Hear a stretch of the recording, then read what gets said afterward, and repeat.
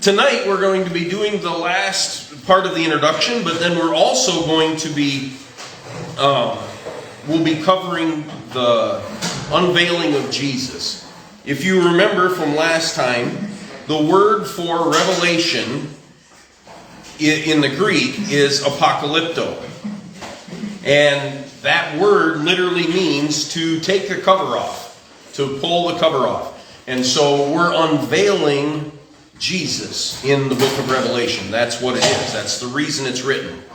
Tonight, Jesus will be the center stage with no curtain in front of him. We will see him in a different light than any of the Gospels has presented him before. Where we have been in our outline, this is just chapter 1. We got that far last time, and I hope to get this far tonight, but we'll see. Verses 12 through 18, we're going to have the vision of Christ. Verse 19, he's going to give an outline for the entire book of Revelation. And then verse 20 will be preparation for chapter 2 and chapter 3. Before we get there, though, I'd like to give us a couple outlines of history along the lines of what I gave last week. For this one, we have the nation of Israel dissolved. 132 AD is when that took place. Roman Empire was divided. Christian Byzantine Empire forms. The Western Roman Empire dissolves. Byzantine and Persian wars. Christian Byzantine Empire overthrown. Desert people become warlike. Antichrist is born in the Golan. That would be up in the northeast of Israel. Worthless 10 nations arise, and the 7 years of tribulation begin. The rapture of the church. Antichrist craftily takes the kingdom. Antichrist appeases the Jews by instituting circumcision. Enoch and Elijah testify for 1260 days. The Antichrist wars, possibly Psalm 83. Then people hide in the rocks from the wars. Ammon and Moab surrender to the Antichrist, and that's in the middle of the 7 years. Antichrist slays 2 witnesses. Temple sacrifices stop. The abomination set up inside the temple. And the mark of the beast begins, and that's the end of 7 years. The second coming of Christ takes place, the destruction of the Antichrist and his kingdom, and establishes his 1,000-year reign. Now what's interesting is that's not from a current commentator or Bible teacher. This is actually from Ephraim the Syrian in 306 to 376 when he lived. I don't actually, there's several points in here that I don't agree with, but it's really interesting that back 3 generations away from Christ, that's the beliefs that they had. Here's another one. The church apostatizes. The Antichrist is born in Dan, the rapture of the church, the rebuilding of the temple. 10 nations destroy Mystery Babylon. Antichrist sets up the abomination. 10 nations persecute the believers. The second coming of Christ, establishment of the 1,000-year reign of Christ, and the building of the millennial temple. And this was by Irenaeus, and he was from 120 to 140 to 200. And so he's even closer to the time of Christ. And that was his belief. It's just interesting that you get bad people talking bad about the early church fathers and all. When the early church fathers, they had a lot of information that we wish we could have. Because they were talking to people that learned from the apostles directly. Pretty interesting. All right, well, I just wanted to give that out. Let's go to where we left off last time. That was Revelation chapter 1, verse 9. I, John, both your brother and companion in tribulation and kingdom and patience of Jesus Christ, was on the island that is called Patmos for the word of God and for the testimony of Jesus Christ. I was in the Spirit on the Lord's day, and I heard behind me a loud voice as of a trumpet, saying, I am the Alpha and the Omega, the first and the last. And what you see, write in a book and send it to the 7 churches which are in Asia, to Ephesus, to Smyrna, to Pergamos, to Thyatira, to Sardis, to Philadelphia, and to Laodicea. How many churches, offhand, before we go much further, how many churches is he going to write to? 7. He's very clear about that. I just want to get there. I just want to make mention of that because that's going to come into play in chapter 2 and chapter 3. But here's what, when Jesus goes to introduce himself, okay, this is what he gives. We talked about it last time. The Alpha and he first says, I am the I am. We talked about that last week. The Alpha and the Omega, the Aleph and the Tav, which we talked about. And remember how unique the Hebrew language is. That each letter originally was a pictograph. And those pictographs, each picture had a meaning. And when you added those meanings together, it gave you the definition of the word. Each letter is important and given by God. So that will come into play in a few minutes. But we talked about that more last week. The definitions of the words, the definitions of the letters describe the words. But that is not all. Hebrew is a very precise and powerful language. I'll get that in a second. I don't want to get ahead of myself. I want to try, but I got to slow myself down. Notice here, though, Jesus, and we mentioned it last week, but I want to make sure we see it again. At the beginning, when Jesus shows himself to John, John turns around and looks, and there's standing Jesus before him. Jesus says, I am the first and the last. This is a reoccurring reference to Jesus throughout the Bible. And this is going to take us down a rather lengthy rabbit trail. Just forgive me. I want to just be able to cover our bases as we go. Hopefully I won't be doing this as much as we get through the rest of the book, but yeah, I know.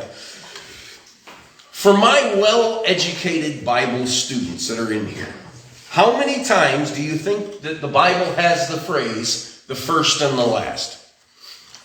First person to mention it. That was a guess. Mason nailed it.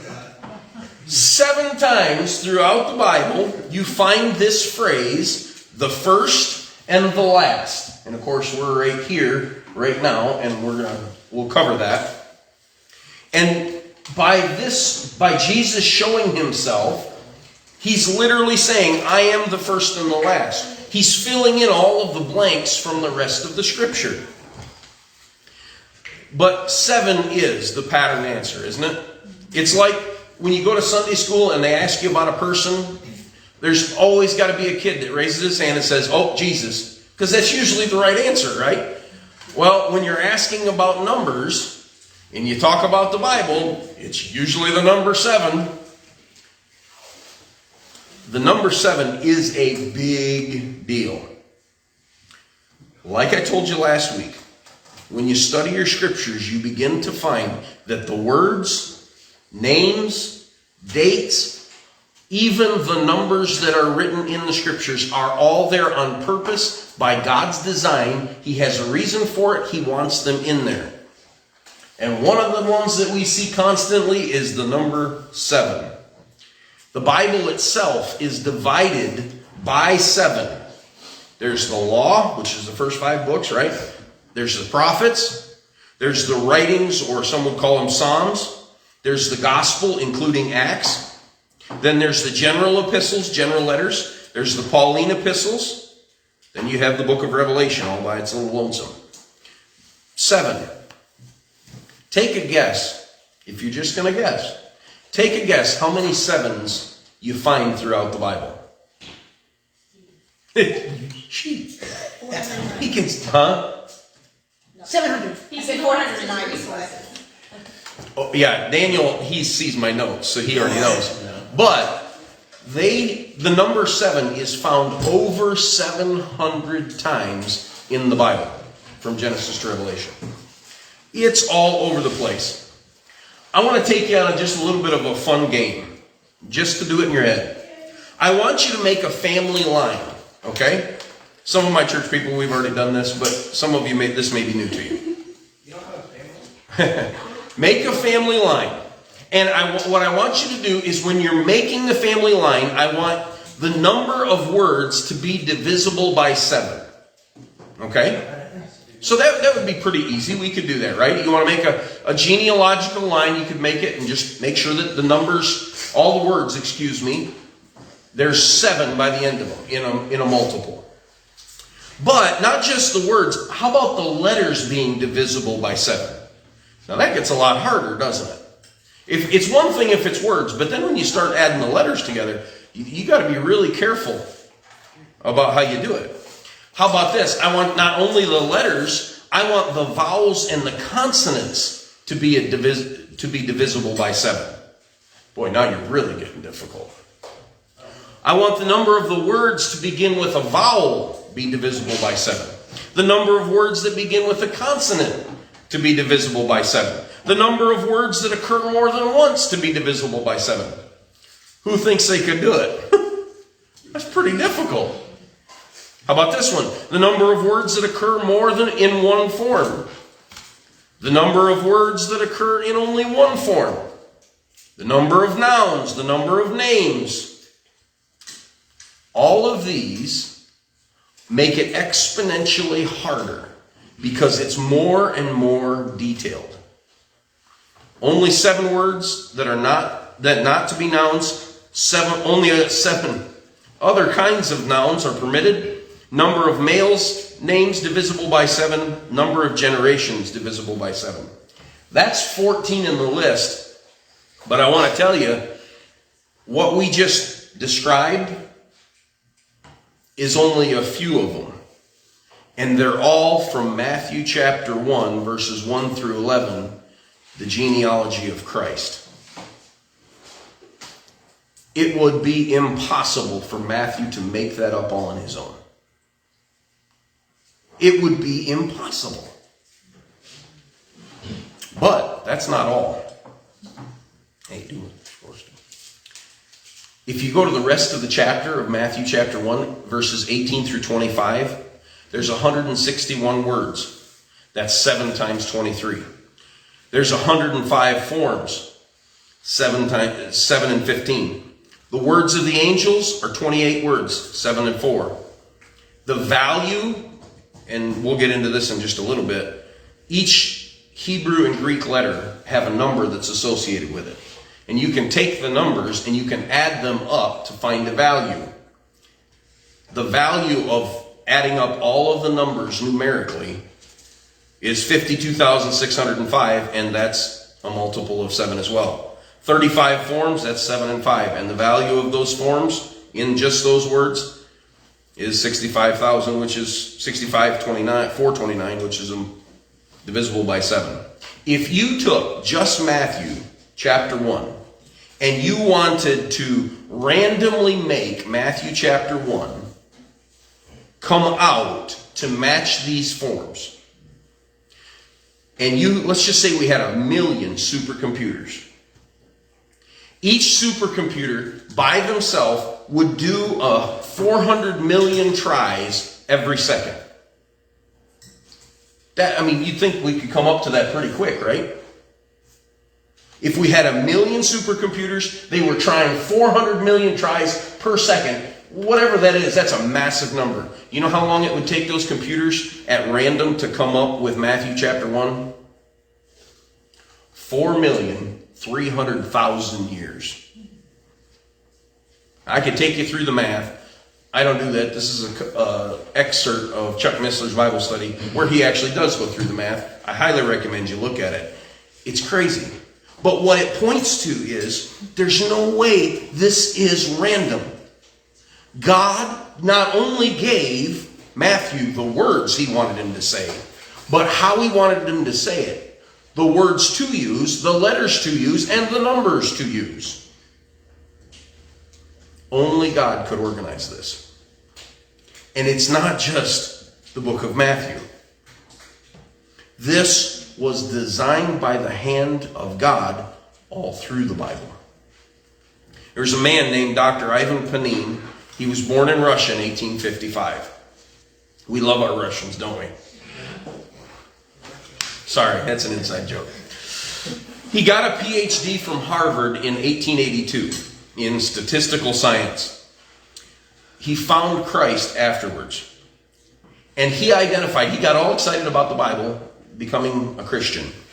And he found 75 examples of the heptadic structure. What the heptadic structure is, it's a fancy word for saying the structure built by sevens. Okay? So he found 75 of those qualifications. We did just 40. He found 75 in Matthew chapter 1 and chapter 2. He wrote this. He said, "For every beauty there is an eye somewhere to see it. For every truth there is an ear somewhere to hear it. For every lover there is a heart somewhere to receive it." For the next 50 years, he wrote 43,000 pages talking about finding how the Bible is organized by sevens. 43,000 pages. I don't own the book. I have never rented the book, but I have heard it's very dry reading.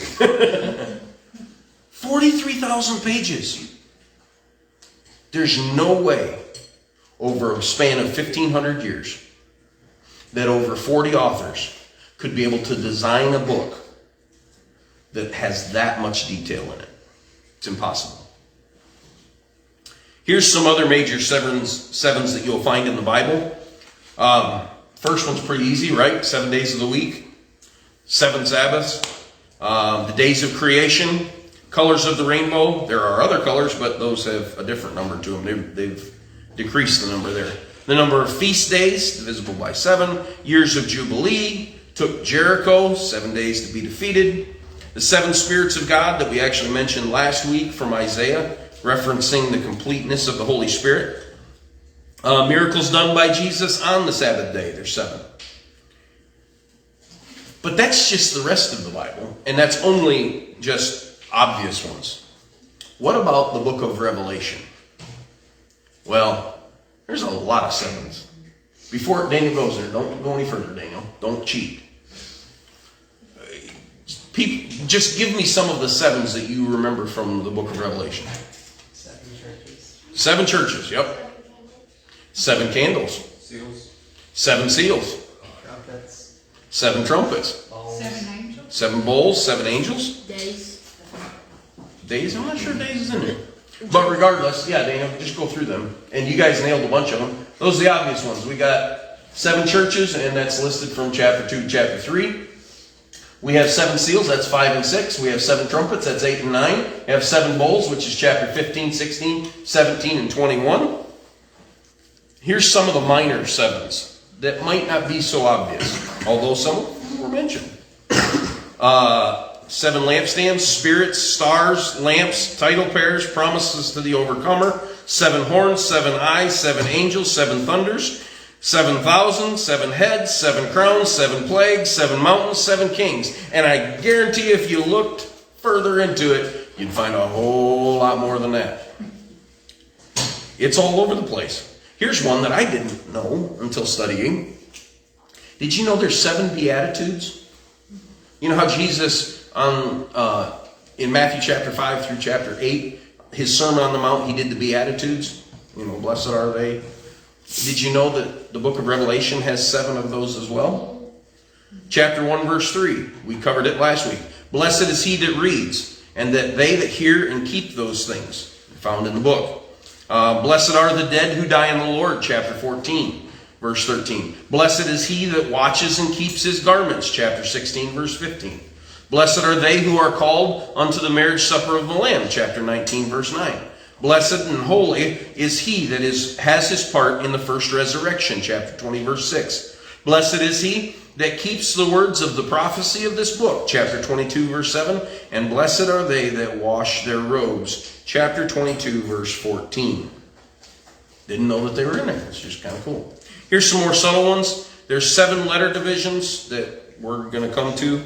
There's 7 persons that are found. There are 7 years of judgment that are mentioned in 11, 12, 14, and 13. 7 I ams of Christ. 7 doxologies in heaven. And 7 new things. It's all over the book of Revelation. I dare say more than any other book in the Bible you come to find these sevens. Not, as I mentioned before, last week, the letters have meanings, the words have meanings, but the numbers of the letters also have meanings. And it's a study that's called gematria, or gematria. And what it is, Greek and Hebrew are unique languages.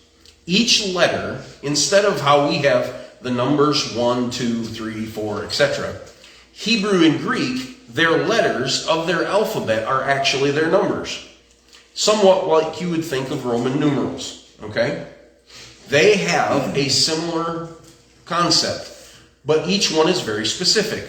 Aleph is 1, Bet is 2, Gimel 3, so on, so forth, okay? Even these have importance. You can go on to the next slide, Daniel.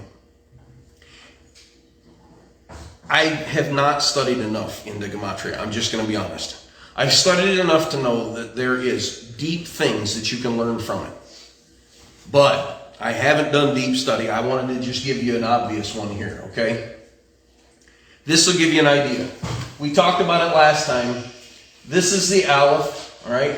That's the strength, right, of the home. This is Bet, that is the home, okay? This is the first letter, that's number 1. This is the second letter, that's number 2. So you could take the full concept of the word and you add number 1 plus number 2, it equals 3. Okay? For mother, you have the Aleph, you have a Mem, which is like where we would get our M, okay? That equals 1, this one equals 40, so 40 plus 1, the sum of the mother is 41. A child, this is a Yod, equals 10. A Lamed, which is it looks like a shepherd's crook, right? This is an arm. The Lamed is 30, and this is the Dalet where we get our D. Just turn it around, and there's your D. And that's 4. So 10 plus 30 plus 4 equals 44. Each of these have a sum. But look at it carefully. Here's the punchline. The father plus the mother, 3 plus 41 equals the child at 44. And it's not like I'm just pulling a weird one out. You can search it. I mean, it takes you 2 seconds on Google to find these things to be true. It's very unique. Why I bring all of that up, talking about the sevens, and why there's so many sevens in the book of Revelation, is because these numbers have meaning. I have a book right here that is nowhere near exhaustive. It's not. He doesn't even try to be exhaustive. It's 500 and some odd pages. But you can go to a number in the Bible and find it in another place in the Bible, and it has the same idea, the same meaning. This right here, and I know he did it on purpose, is the number 7. He took 70 pages out of this book just to deal with the sevens that are found in the Bible, and he only found 280 some. And we know there's more than that, way over 700. The point is, they have meaning.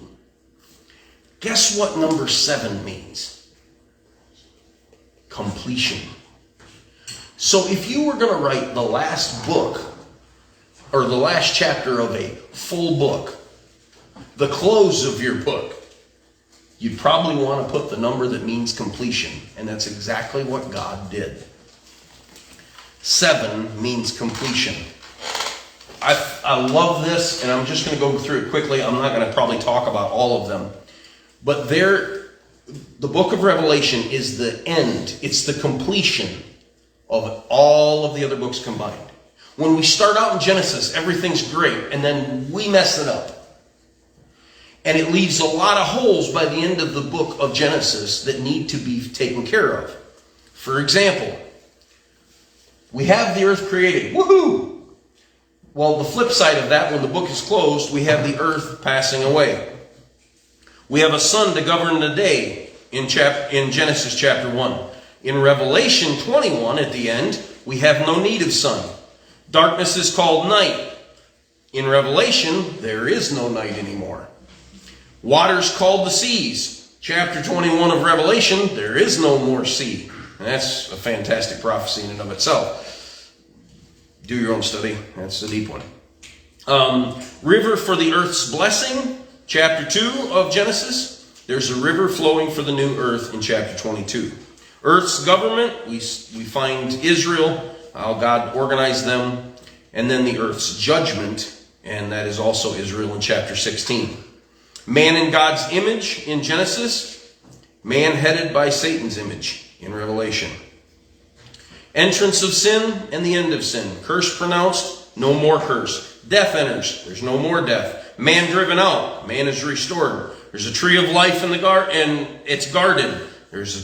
We have the right to the tree of life. There's sorrow and suffering in Genesis. There's no more sorrow in Revelation. Nimrod founds Babylon.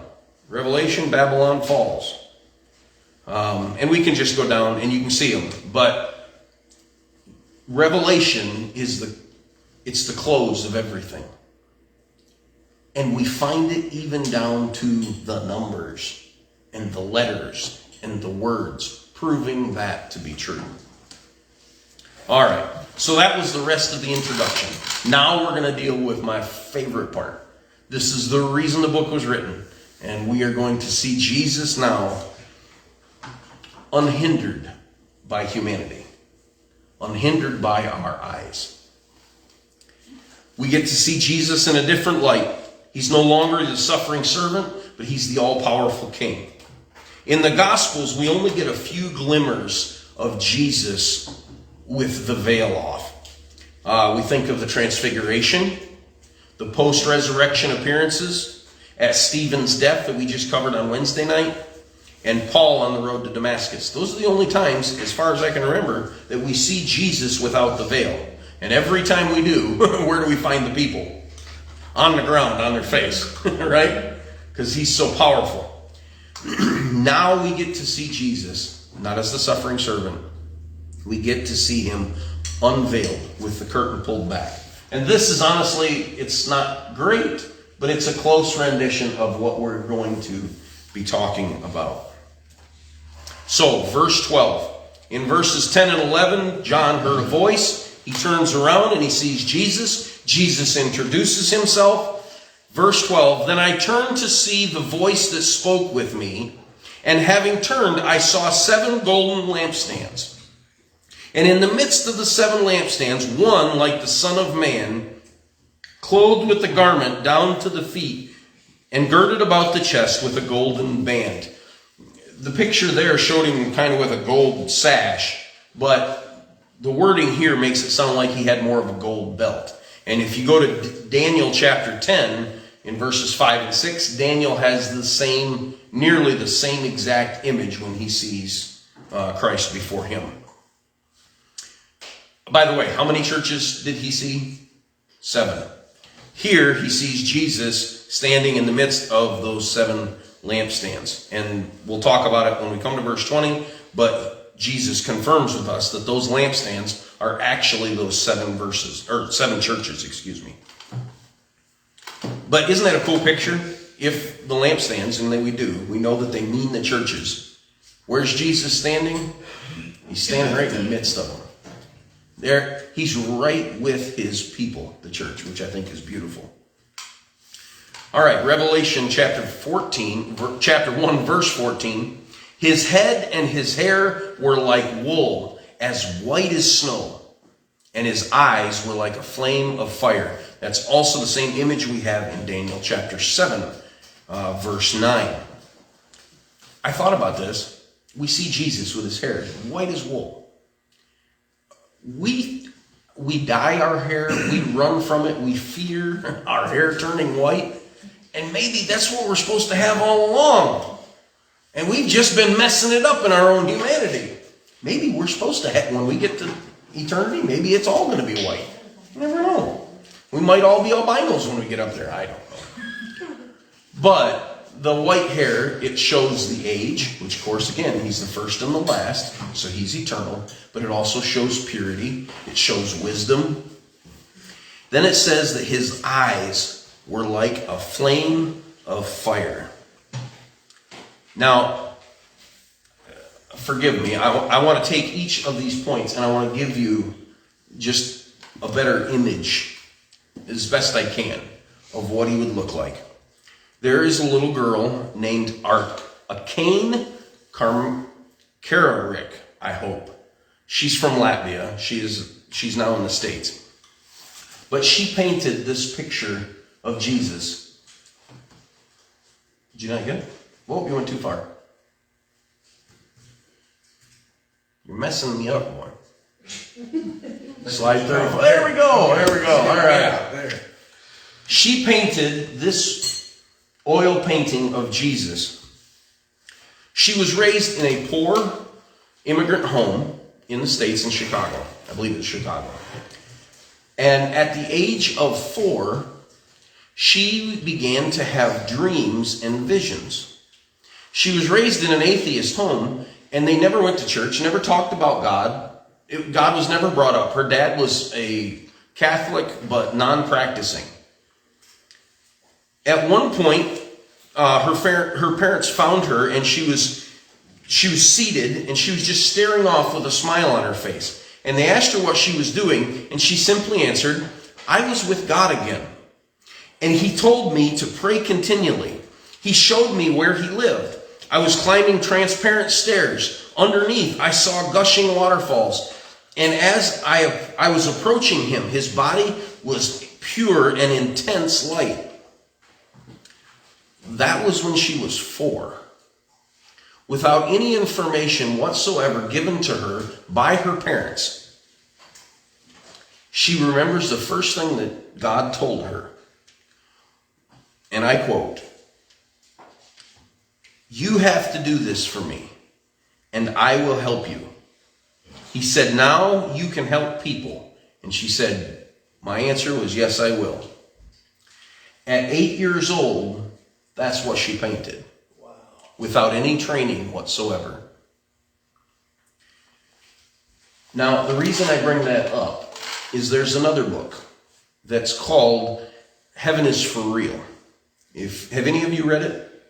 I highly recommend it. Fantastic book. I've got it somewhere unless I lent it out to somebody and I don't have it anymore. It's a great book. The story is of Todd Burpo. Actually, it's more of Colton, his son. Todd Burpo is a pastor in a Wesleyan church. I grew up in that denomination. His son, at a very young age, had a near-death experience, and he actually died on the operating table. And after he died, and they brought him back to life, after they did the surgery, he came back down, and over again, he would just say different things, and the family would be, "Well, how do you know that?" Including one of them, that he met a man, and he knew his nickname, and he knew what he looked like as a young age. It turns out it was his grandfather that died when his mother was very young, and there was no way he could have known who that man was. It was just different things like that. Well, and I'm really shortening this story just for time's sake. But his family would ask him questions all the time about heaven and what he saw. And one of the things that they would ask him is, they would take him by pictures or paintings of Jesus. And they would say, "Is that what Jesus looks like?" And he'd always say no, and he'd give them an excuse. Well, it was this or it was that. And finally, they showed him this painting by this little girl who had received this knowledge from the Lord. And he got all excited, jumping up and down, and said, "That's it, that's it. That's what Jesus looks like." And he said, "Really? How do you know?" And he says, "It's in the eyes. It's in the eyes."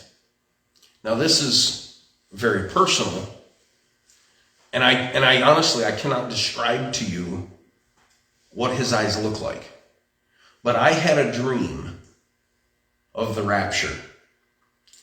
And I heard the trumpet blast, and I looked up and I could see Jesus coming down to receive his people.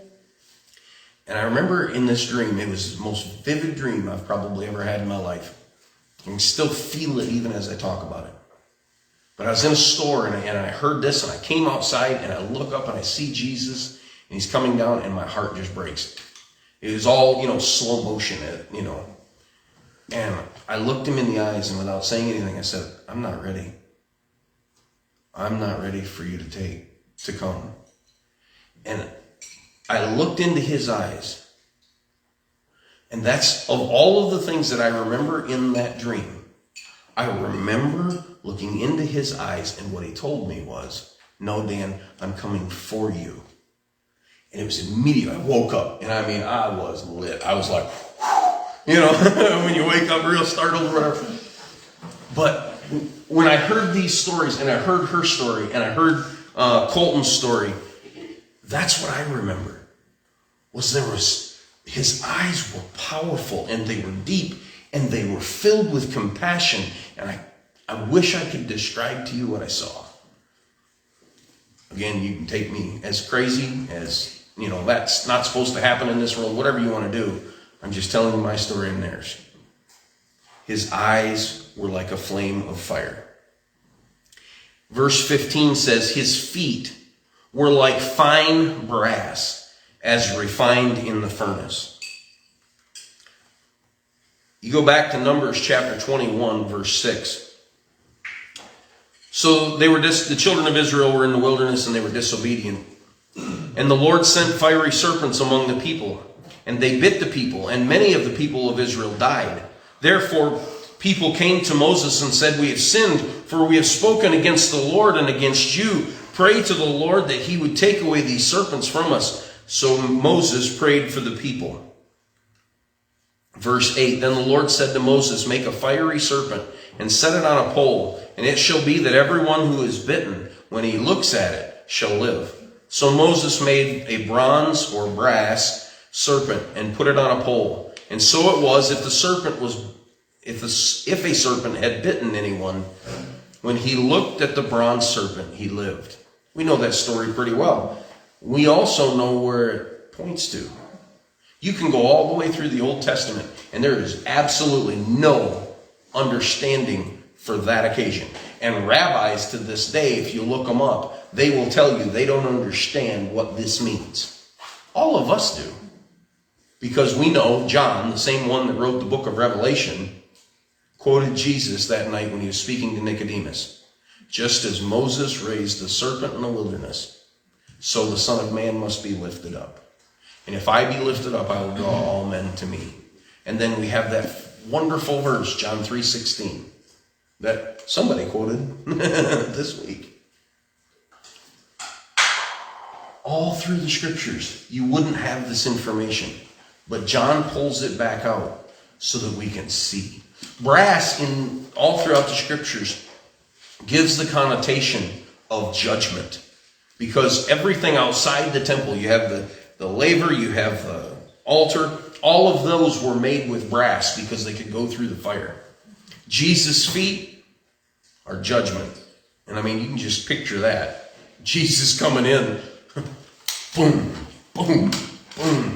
The judgment of God all over the place. See, this isn't a picture of the meek and mild Jesus. This isn't the lamb that was slain. We have a picture of that again. But no. When he introduces himself to John, we see him as the king. We see him as the victor. And ain't nobody going to stand in his way. Verse 15 again. And his voice as the sound of many waters. When I was in Israel, we went up to Tel Dan, which is in the northeast part of the country. And it's very luscious and fertile. It's beautiful. They have these streams that run down through this town of Dan. The waterfalls at that time, coming off of Mount Hermon, as the snow melted from the winter, it would flow down, and it was so loud.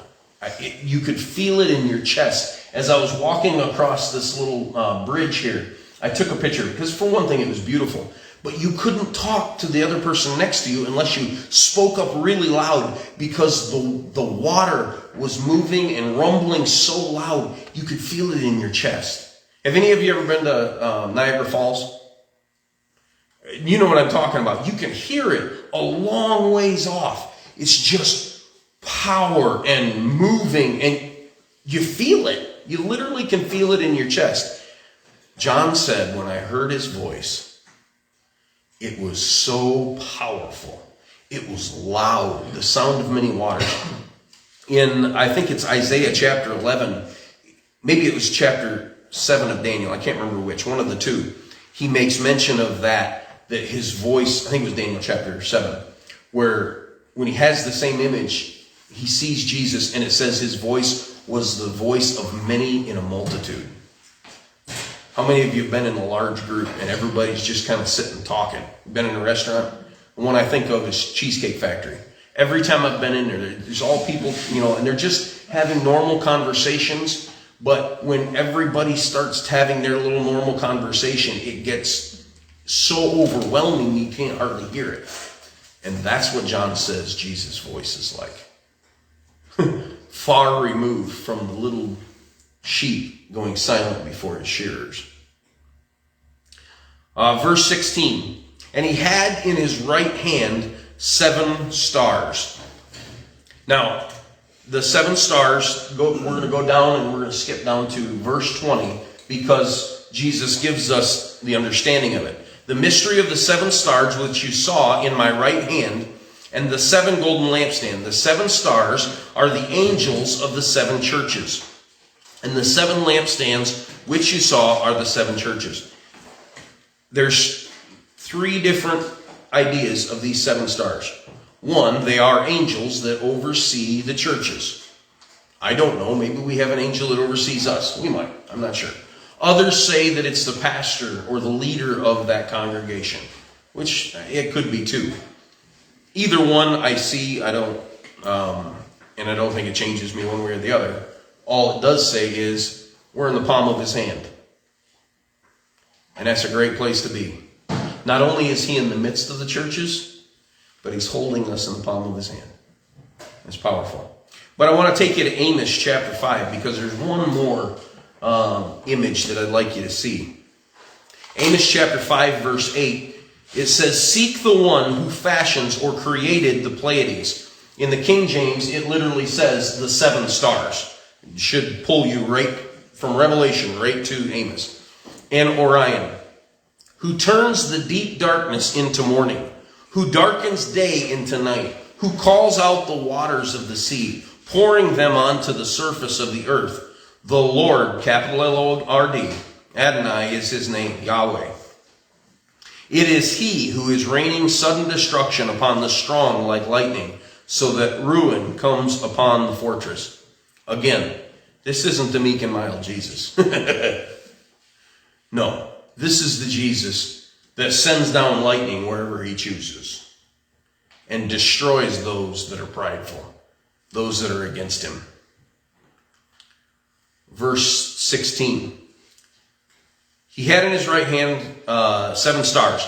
Out of his mouth went a sharp 2-edged sword. Hebrews chapter 4 verse 12. For the word of God is living and powerful and sharper than any 2-edged sword, piercing even the division of the soul and spirit and the joints and the marrow, and is a discerner of the thoughts and the intents of the heart. Also Ephesians chapter 6 verse 17, and these are just a couple, there's many you can take. And take on the helmet of salvation and the sword of the Spirit, which is the word of God. His mouth is what destroys his enemies. You and I mean, if we got an enemy, we put up our dukes, right? we get ready to start swinging, or maybe we're packing. I don't know, but we don't just speak and they stop, right? Jesus doesn't speak and they stop. Jesus speaks and they're destroyed. In fact, by his mouth, John chapter 12 verse 48 says, he judges unbelievers by his mouth.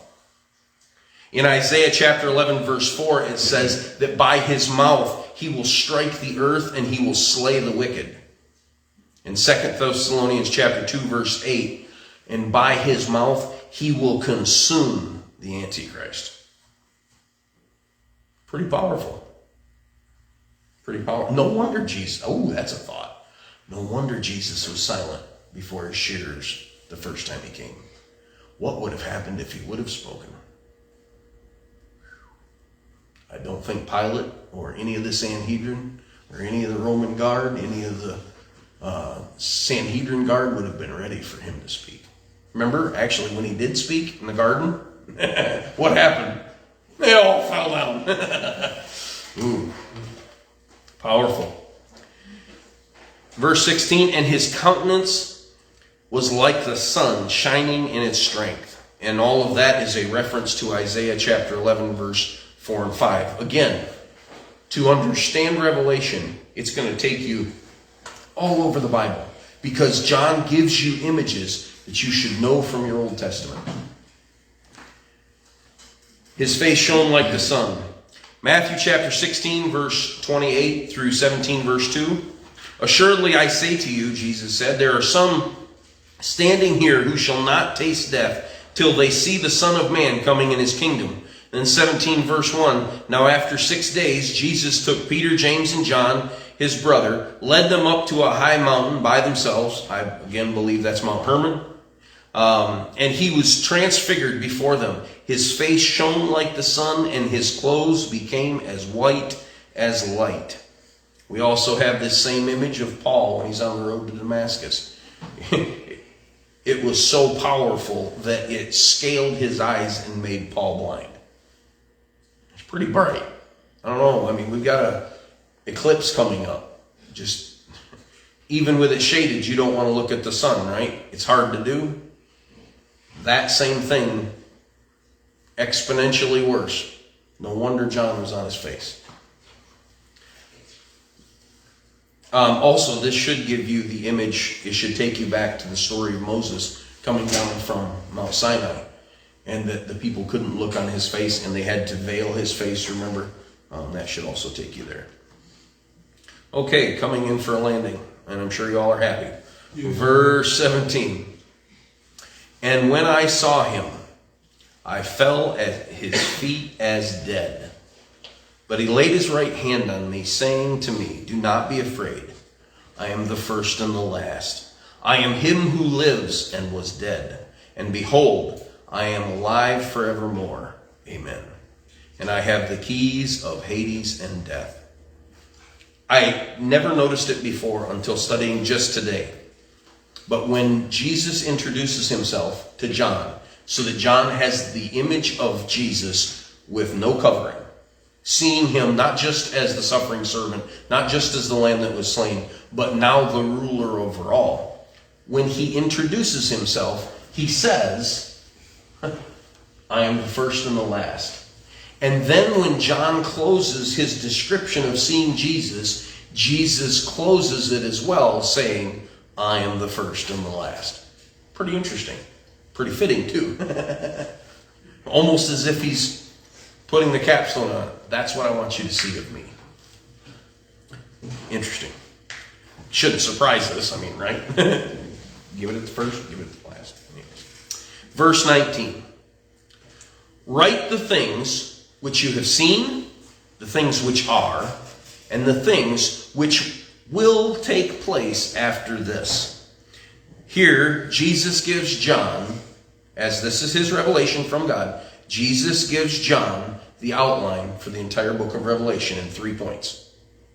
The first is the things that you have seen.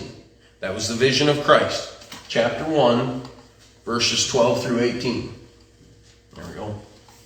The second thing is he says, write down the things that are. And that's the churches. That's the letter to the churches, chapter 2 and chapter 3. And then finally, the things that will take place after this. These are the things in the future. Revelation chapter 4 through chapter 22. The word is metatauta, and it literally means the things hereafter. And so that's the organization of the book. Next week, we will cover the first letter to the first church, the church at Ephesus. Hi, everyone. Thank you so much for watching. It really does mean the world to me that you're getting a blessing out of it. If this video was a blessing, make sure to hit that thumbs up button for me. That way other people can find it as well. Here in the link section, you'll find playlists and new videos that we put out. We try to do 2 or 3 a week. You can also subscribe to the channel by pressing on my face and then hitting the bell icon, and that will alert you to new videos. May God richly bless you.